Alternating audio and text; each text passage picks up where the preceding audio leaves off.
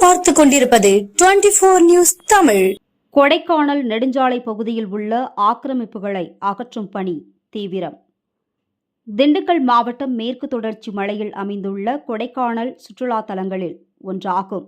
மேலும் கொடைக்கானலுக்கு வார விடுமுறை மற்றும் பண்டிகை விடுமுறை என்பது அதிக வாகனங்கள் வருவதால் அதிகப்படியான போக்குவரத்து நெரிசலை சந்திக்கும் நிலை உள்ளது. இதனால் சென்னை உயர்நீதிமன்றம் உத்தரவின்படி நெடுஞ்சாலைத்துறைக்கு சொந்தமான சாலையில் ஆக்கிரமிப்புகளை அகற்ற வேண்டும் என்று உத்தரவிட்டது. இதன் பேரில் கொடைக்கானல் நகராட்சி கடந்த வாரம் வாகனத்தில் ஒலிபெருக்கியின் மூலம் அனைத்து கடைகளுக்கும் கால அவகாசம் அறிவித்தது.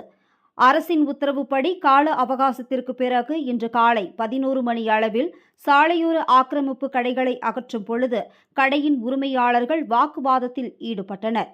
அப்பொழுது காவல் கண்காணிப்பாளர் சமரச பேச்சினை தொடர்ந்து ஆக்கிரமிப்பு கடைகள் அகற்றத் தொடங்கினர். இதனால் அப்பகுதியில் போக்குவரத்து நெரிசல் பரபரப்பு ஏற்பட்டது.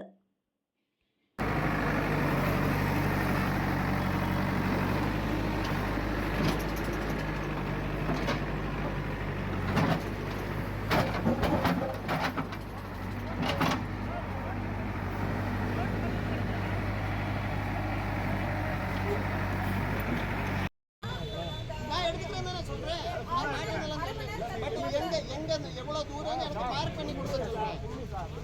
ஃபுல்லா எடுக்கணும். ஏடி சார் நீங்க ஐபிஎஸ் தானே, நீங்க எனக்கு அறிக்கை போயிட்டு இருக்கீங்க. நீங்க கொடுத்துட்டாங்க சார், உங்களுக்கு கன்செப்ட் கொடுத்துட்டாங்க. உங்க டிபார்ட்மென்ட்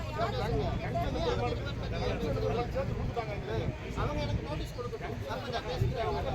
எதா இருந்தாலும் நான் இன்னைக்கு வீட்டு வரி கட்டி வச்சிருக்கேன். எல்லா வரி கட்டி வச்சிருக்கேன். சார்